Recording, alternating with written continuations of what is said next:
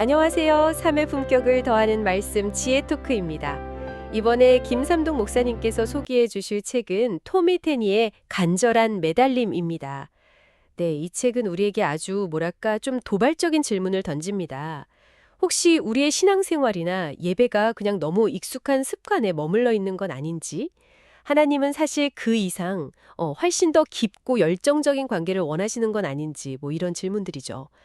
책은 우리가 흔히 느끼는 그 영적 만족감 있잖아요. 거기에 그냥 안주하지 말고 하나님을 향한 어떤 진짜 갈망, 마치 그분을 필사적으로 쫓는 것 같은 그런 경험으로 나아가야 한다. 이렇게 좀 강하게 이야기합니다. 오늘 저희는 바로 이 책, 토미 테니의 간절한 매달림 속으로 좀 깊이 들어가 보려고 합니다. 네, 이 책에서 건져 올린 생각들을 중심으로 이야기를 한번 풀어가 볼게요. 이야기는 저자 토미 테니 목사님의 개인적인 좀 충격적인 경험에서 시작하는데요. 어느 날 예배를 잘 인도하고 정말 만족스럽다 이렇게 생각했는데 마음속 깊은 곳에서 하나님의 속삭임 같은 걸 들었다는 거예요. 아, 그 유명한 이야기죠. 네. 톰이 너는 만족했을지 몰라도 나는 여전히 목마르다. 네가 드리고 싶은 예배랑 내가 진짜 받고 싶은 예배는 좀 다르다. 이런 음성이요. 와, 이 한마디가 그분의 인생이랑 사역을 완전히 뒤흔들어 놓았다고 해요. 뭐랄까 뇌리에 그냥 확 박힌 거죠. 이 경험을 계속 곱씹으면서 저자는 어쩌면 하나님께서 때때로 우리에게 의도적으로 숨으신다 이런 생각을 하게 된 거죠. 실제로 시편 보면 다윗도 하나님 어찌하여 숨으시나이까 이렇게 탄식하는 구절들이 여러 번 나오잖아요. 네, 그렇죠. 그럼 여기서 질문이 생기는 거죠.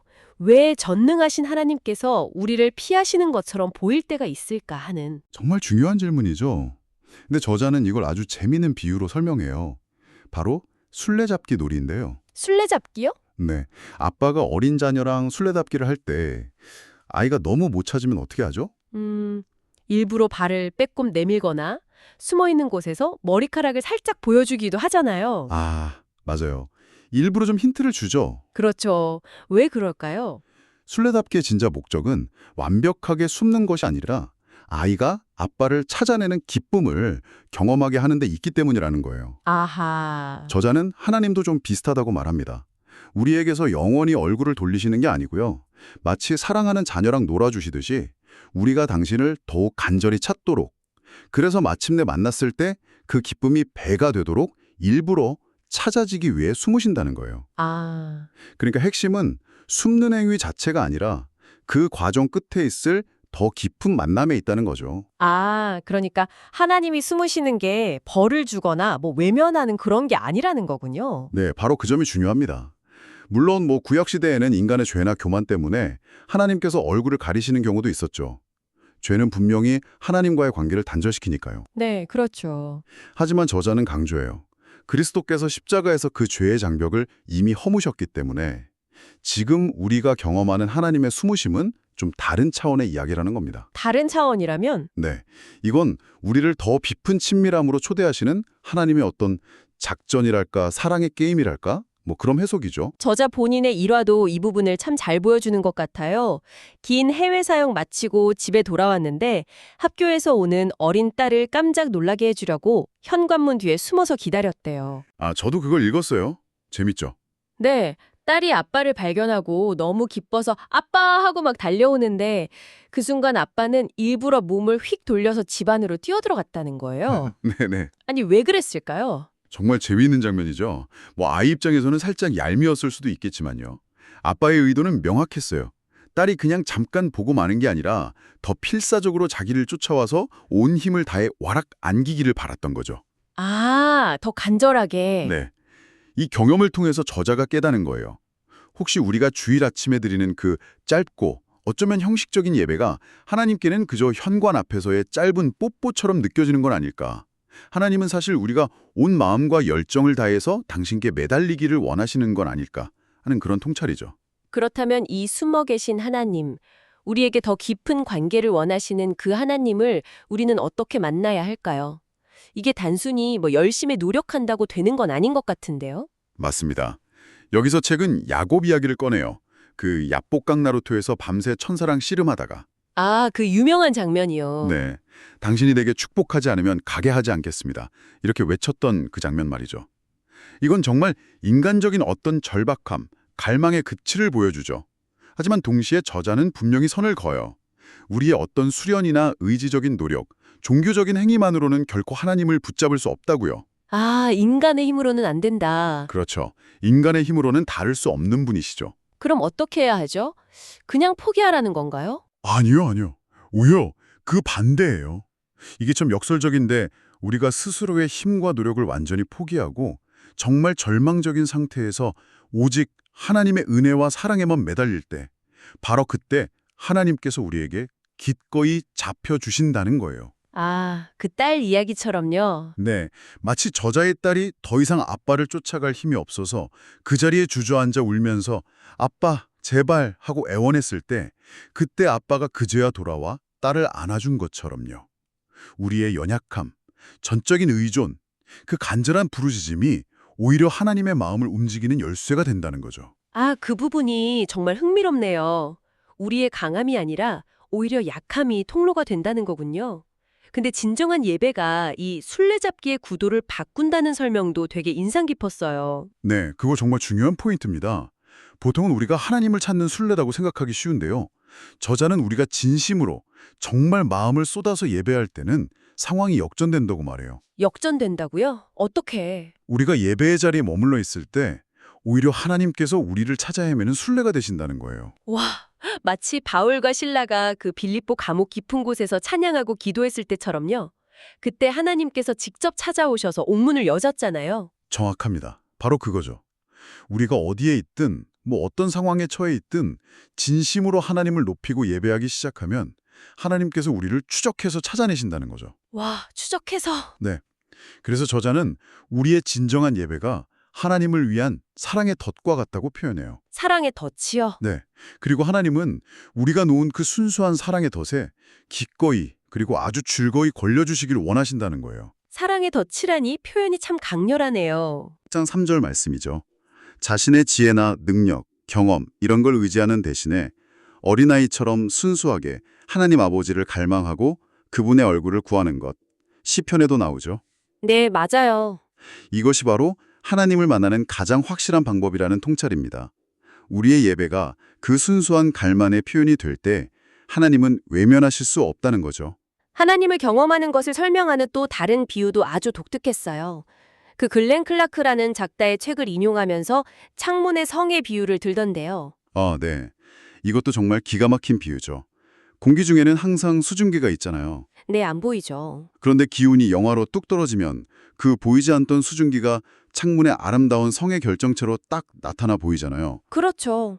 그것처럼 하나님의 임재도 사실은 항상 우리 주위에, 우리 안에 공기처럼 존재하지만 우리의 영적 온도가 어떤 특정 지점에 도달할 때 그때 비로소 우리의 현실 속에서 뚜렷하게 경험되고 나타난다는 겁니다. 오, 저자는 이것을 하나님의 방문, 영어로는 visitation이라고 부르죠. 영적 온도라 되게 흥미로운 개념이네요. 그럼 그 온도는 어떻게 조절할 수 있는 건가요? 책은 이사야 선지자의 경험을 예로 들어요.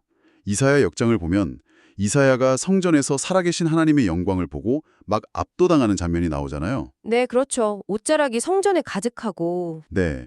근데 중요한 건 이사야는 그 이전에도 수없이 성전에 드나들었을 거라는 점이에요. 어쩌면 그냥 습관적으로 제사를 드렸을 수도 있죠. 그랬겠죠. 하지만 그가 의지했던 우시야 왕이 죽고 깊은 상실감과 어떤 국가적인 위기감 속에서 상한 마음으로 성전에 나아갔을 때, 즉 그의 내면 상태, 그 영적 온도가 달라졌을 때 그는 이전과는 전혀 다른 차원에서 하나님을 만나게 되고 그의 삶과 메시지가 완전히 변화되죠. 아, 이사야서 1장부터 5장이랑 6장 이후를 비교해보면 이게 확연히 드러나요. 결국 상한 마음 그리고 절박함 또 나는 할 수 없습니다라는 어떤 자기 포기 이게 그 영적 온도를 만드는 핵심 요소라는 거군요. 바로 그렇습니다. 마치 아버지가 멀리서 들려온 자기 아이의 다급한 울음소리나 비명소리, 그걸 들으면 모든 걸 제쳐두고 달려가는 것처럼요. 하나님은 우리의 잘남이나 능력이 아니라 우리의 깨어짐과 필요를 정직하게 인정하고 부르짖을 때 가장 빠르게 반응하신다는 거죠. 네. 그래서 저자는 하나님으로부터 독립하려고 애쓰지 말라. 오히려 필사적으로 하나님께 매달려라. 이렇게 강력하게 권면합니다. 예수님 발에 그 값비싼 향유를 부었던 마리아 이야기도 같은 맥락이겠네요. 제자들은 그걸 낭비라고 막 논리적으로 판단했지만 마리아는 그냥 사랑과 열정으로 행동했잖아요. 맞아요. 바로 그 순간 마리아의 그 전적인 헌신, 어쩌면 좀 비합리적으로 보이기까지 하는 그 열정이 그 공간의 영적 온도를 하나님께서 임재하시기에 최적의 상태로 만들었던 거죠. 아하. 그래서 그녀는 다른 제자들이 경험하지 못한 깊은 영적 실제를 경험하고 예수님의 칭찬까지 받았잖아요. 하나님은 우리에게 당신의 영광을 보여주기를 간절히 원하시는데 우리가 그 임재를 담아낼 수 있는 갈망이라는 그릇, 적절한 온도를 준비하기를 기다리고 계신다는 메시지입니다. 그런데 이렇게 하나님을 향한 간절한 갈망을 추구하는 데 있어서 가장 큰 걸림돌이 되는 것이 의외로 만족감이라고 저자는 경고하더라고요. 이게 좀 역설적으로 들리는데요. 그렇죠. 감사하는 마음, 만족하는 삶, 이거 분명 중요하죠. 하지만 영적인 영역에서는 현재 상태에 대한 안주, 이게 하나님을 더 깊이 추구하는 것을 가로막는 가장 큰 적이 될 수 있다는 거예요. 아, 이만하면 됐어. 나는 충분히 경험했어. 뭐 이렇게 생각하는 순간 하나님께 간절히 매달리는 것을 멈추게 된다는 거죠. 아, 감사함 속에서도 끊임없이 더 깊은 하나님을 향한 영적 배고픔, 이걸 유지해야 한다는 겁니다. 에스라설에 나오는 그 성전 재건 장면이 이 부분을 잘 설명해 주는 것 같아요. 바벨론 포로에서 돌아온 유대인들이 성전 기초를 놓았을 때 젊은 세대는 마냥 기뻐했지만 솔로몬 성전의 영광을 기억하던 노인들은 오히려 통곡했잖아요. 네, 맞아요. 울었죠. 왜냐하면 그 초라한 기초에 만족할 수가 없었기 때문이죠. 그들은 아니야, 이게 전부가 아니야. 하나님은 더 큰 영광을 약속하셨어. 이렇게 외치면서 더 위대한 것을 갈망했던 거죠. 네, 바로 그겁니다. 현재의 은혜에 감사하면서도 동시에 아직 경험하지 못한 더 큰 하나님의 영광과 임재에 대한 어떤 거룩한 불만족, 이 건강한 긴장감 속에서 살아야 한다는 거죠. 성경에 나오는 위대한 신앙의 인물들, 뭐 다윗이나 바울, 야곱, 모세, 네네. 심지어 예수님을 기다렸던 시므온 같은 분들, 이분들은 모두 이런 만족과 갈망 사이의 긴장 속에서 평생 하나님께 매달렸던 사람들이라고 할 수 있어요. 기다림의 중요성도 책에서 강조되더군요. 예수님께서 승천하시기 전에 제자들에게 예루살렘 떠나지 말고 위로부터 능력이 임할 때까지 기다리라고 명령하셨잖아요. 네, 사도행전에 나오죠. 그런데 그 말씀을 직접 들은 500여 명 중에 실제로 끝까지 남아 기다려서 오순절 성령 강림을 경험한 사람은 120명뿐이었다. 이런 이야기가 나오더라고요. 네, 나머지 380명은 기다리지 못하고 그냥 각자 일상으로 돌아갔다는 거죠. 아, 안타깝네요. 그렇죠. 하나님의 때, 하나님의 특별한 방문을 경험하기 위해서는 조급해야 하지 않고 인내하며 기다리는 시간이 필수적이라는 것을 보여줍니다. 그런데 여기서 중요한 것은 이 기다림이 결코 그냥 수동적인 체념이 아니라는 점이에요. 어떻게 다른가요? 저자는 인간이 스스로 붙인 불과 하나님께서 내려주시는 불을 구분해야 한다고 경고해요. 아, 인간의 불과 하나님의 불. 네. 우리가 조급한 마음에 어떤 인위적인 프로그램이나 감정적인 고조를 통해서 영적인 체험을 억지로 만들어내려고 할 때 그것은 마치 성냥으로 불을 붙이는 것과 같아서 오히려 영적으로 화상을 입을 수 있다는 거예요. 아, 하지만 하나님께서 주시는 진짜 불, 예를 들어 모세가 보았던 그 떨기나무의 불이나 오순절 다락방에 임했던 불은 사람을 태우거나 소멸시키지 않죠. 오히려 새롭게 하고 능력을 부여하잖아요. 네, 맞아요. 때로는 우리가 하나님께서 주신 좋은 선물들, 뭐 예를 들면 성경 지식이나 은사 혹은 사역 자체에 만족해서 그 선물을 주시는 하나님 자신, 그분의 얼굴과 직접적인 임재를 갈망하며 기다리는 것을 잊어버릴 때가 있다는 거죠. 그럴 수 있겠네요. 하지만 진정한 기다림은 그냥 넋놓고 있는 게 아니라 계속해서 간청하고 찾고 믿음으로 구하고 하나님께서 행하실 일들을 기대하며 갈망하는 그런 능동적인 영적 활동이라는 겁니다. 결국 책 전체를 관통하는 핵심 메시지는 상한 심령과 영적인 배고픔. 이게 하나님을 경험하는 데 가장 중요한 열쇠라는 거네요. 그렇습니다. 시편 기자가 여호와는 마음이 상한 자를 가까이 하시고 충심으로 통회하는 자를 구원하시는도다. 이렇게 노래했고 예수님께서도 산상수훈에서 의에 줄이고 목마른 자는 복이 있나니 그들이 배부를 것이며 라고 선언하셨잖아요. 네, 그렇죠. 하나님은 우리의 완벽함이나 뭐 의로움 이런 게 아니라 우리의 깨어지고 텅 비어있는 마음, 하나님 없이는 살 수 없다는 그 절박한 심령에 불가항력적으로 이끌리신다는 겁니다. 저자 자신도 이 진리를 깨달은 후에 사역의 방향을 사람들에게 단순히 지식이나 정보를 전달하는 것에서 그들 안에 하나님을 향한 거룩한 갈망과 배고픔을 일깨우는 것으로 전환했다고 고백해요. 개인적인 차원을 넘어서 이런 집단적인 배고픔이 모일 때 더 큰 역사가 일어난다고도 하던데요. 네, 맞아요. 국가적인 부흥이나 어떤 영적 대각성은 결코 한두 사람의 노력으로 이루어지는 게 아니죠. 수많은 배고픈 영혼들이 한마음으로 모여서 하나님께 부르짖고 매달릴 때 일어난다는 겁니다. 아, 함께 부르짖을 때. 네, 그렇게 간절히 구할 때 하나님께서는 때때로 자연 법칙을 넘어서는 것처럼 보이는 방식으로 개입하신다는 거죠. 뭐 여호수아 기도로 해와 달이 멈춘 사건이나 네, 히스기야 기도도 그렇고요. 그렇죠. 히스기야 기도로 해 그림자가 뒤로 물러간 사건처럼 말입니다. 부흥은 결코 점진적이거나 자연스러운 과정이 아니라 영원의 세계가 시간의 세계 속으로 침투해 들어오는 초자연적인 만남이며 이를 위해서는 하나님의 특별한 개입, 즉 방문이 필요하다는 주장입니다. 성막의 언약궤 위에 있는 그 속죄소 비유도 이런 맥락에서 이해할 수 있겠군요.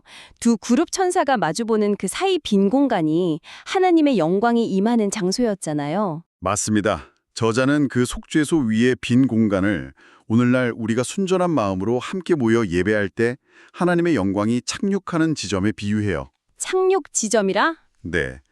우리가 서로 마음을 같이하여 하나님을 갈망할 때 그곳이 바로 하나님께서 우리를 만나주시는 거룩한 중간지대가 된다는 거죠.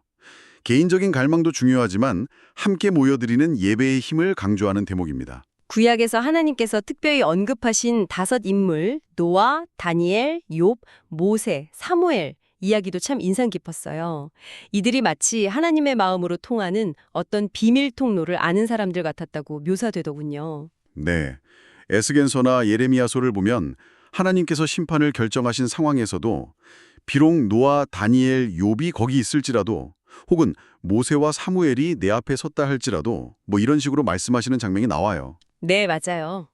이게 역설적으로 이 5사람이 평소에 얼마나 기도를 통해 하나님의 마음을 움직였는지를 보여주는 증거라는 거죠. 그들은 극심한 고난과 역경 속에서도 결코 포기하지 않고 하나님께 간절히 매달려서 때로는 하나님의 뜻을 돌이키기까지 했던 사람들입니다. 와, 대단하네요. 네. 그들의 그 끈질긴 열정과 믿음이 오늘 우리에게도 하나님께 나아가는 길을 보여준다고 할 수 있습니다. 마지막으로 눈물의 힘에 대해서도 이야기했죠. 우리의 그 깨어짐과 상한 마음에서 흘러나오는 눈물이 하나님의 임재를 끌어당기는 강력한 자석 같다고요. 네, 그렇죠. 부모가 자녀의 울음소리에 본능적으로 즉각 반응하는 것처럼 하나님 아버지 역시 당신의 자녀들이 흘리는 고품과 절망의 눈물, 상한 마음의 부르짖음에 귀 기울이시고 빛보다 더 빠른 속도로 응답하신다는 겁니다. 빛보다 빠르게? 네, 우리의 깨어짐과 눈물이야말로 하나님께서 기뻐 받으시는 향기로운 제물이며 그분의 위로와 능력이 부어지는 통로가 된다는 거죠. 그래서 인생의 아픔과 고통을 피하려고만 할 것이 아니라 오히려 그 상처를 끌어안고 하나님께 나아갈 때 가장 깊은 만남이 기다리고 있을 수 있다는 격려입니다. 오늘 토미테니의 간절한 매달림을 통해 우리가 익숙한 신앙의 틀을 넘어서서 하나님을 향한 더 깊은 갈망, 즉 간절한 매달림과 상한 심령을 통해 그분의 임재를 실제적으로 경험하는 것이 얼마나 중요한지에 대해 깊이 있는 이야기를 나눠봤습니다. 결국 예배는 단순히 정해진 순서를 따르는 행위가 아니라 하나님께서 기꺼이 우리를 찾아오시고 방문하실 수 있도록 우리의 마음과 삶의 거룩한 환경, 즉 영적 온도를 만들어가는 과정이라는 것을 다시 한번 생각하게 되네요. 그렇습니다. 우리 안에 어떤 영적 교만이나 이만하면 됐다는 그런 안주하려는 마음, 그리고 내 힘으로 무언가를 이루어보려는 헛된 노력을 내려놓는 것, 그게 시작이겠죠. 대신 어린아이와 같은 순수한 의존심과 하나님을 향한 거룩한 갈망, 채워지지 않는 영적 배고픔을 키워나가야 할 것입니다. 우리의 상한 마음, 빈 그릇 그대로를 가지고 나아갈 때 하나님은 약속하신 대로 우리를 만나주시고 채워주실 것입니다. 이 책은 하나님이 우리에게 발견되기를 간절히 원하셔서 때로는 숨기도 하시고 우리의 처절한 갈망이 그분의 우리 곁으로 이끈다고 말합니다. 오늘 이 이야기를 들으시는 당신에게 혹시 하나님이 가장 멀게만 느껴지는 시간이 있습니까? 어쩌면 바로 그 순간이 하나님께서 당신을 가장 깊은 만남으로 초대하시는 시간이며 당신의 그 절박한 외침, 당신의 아빠, 제발이라는 그 부르짖음을 애타게 기다리고 계신 순간은 아닐까요? 오늘 그 하나님을 향한 새로운 추구를 시작하기 위해 당신이 내려놓아야 할 익숙하고 편안한 만족감은 무엇인지 한번 깊이 생각해 보시면 좋겠습니다.